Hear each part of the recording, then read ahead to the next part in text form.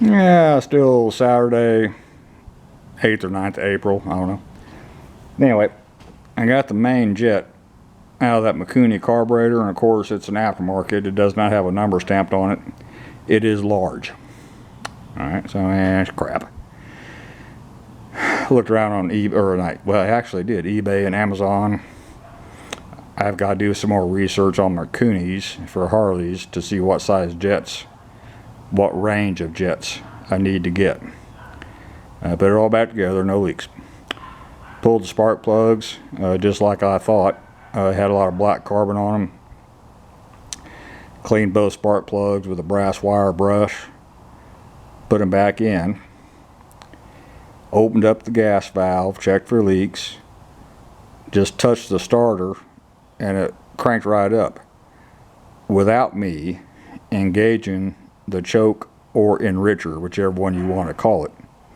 And it does have one installed on this Mikuni.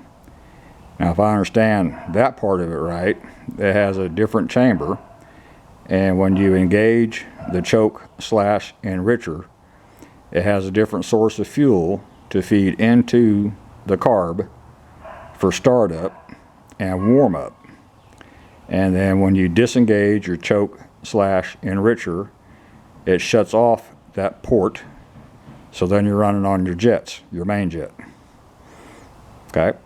If it stays open all the time, then it's going to overfeed on fuel. I think mine is staying open all the time. So now I got to do some more research and see what I got to do to further troubleshoot that and see what's going on and why it's doing that.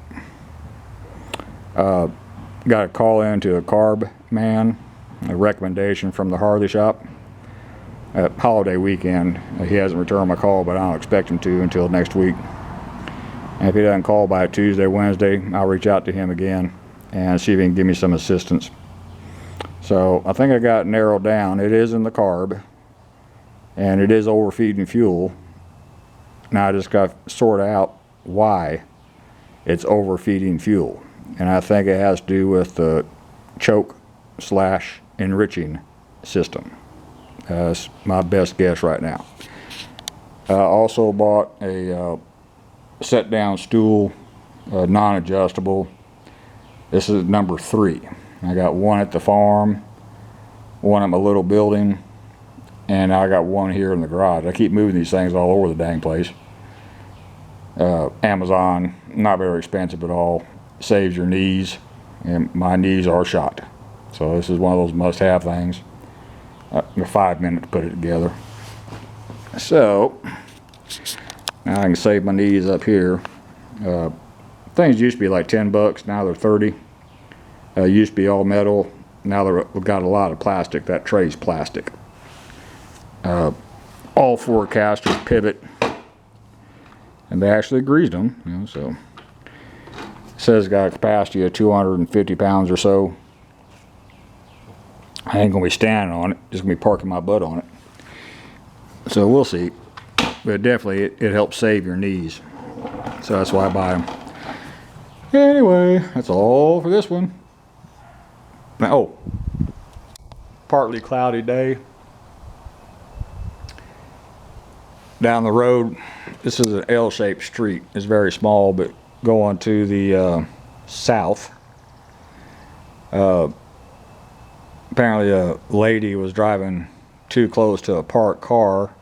Her right front tire clipped the left front tire on a boy's car, his teenage boy, and destroyed both tires and wheels, broke them off of the cars.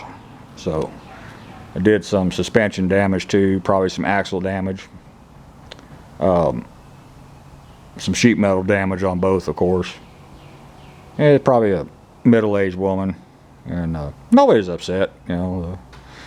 Call the law, call the record, call the insurance companies, and go on. But poor boys won't be doing nothing this weekend because now the car's broke. Of course, ladies is too. Anyway, that's all for this one. Thank you.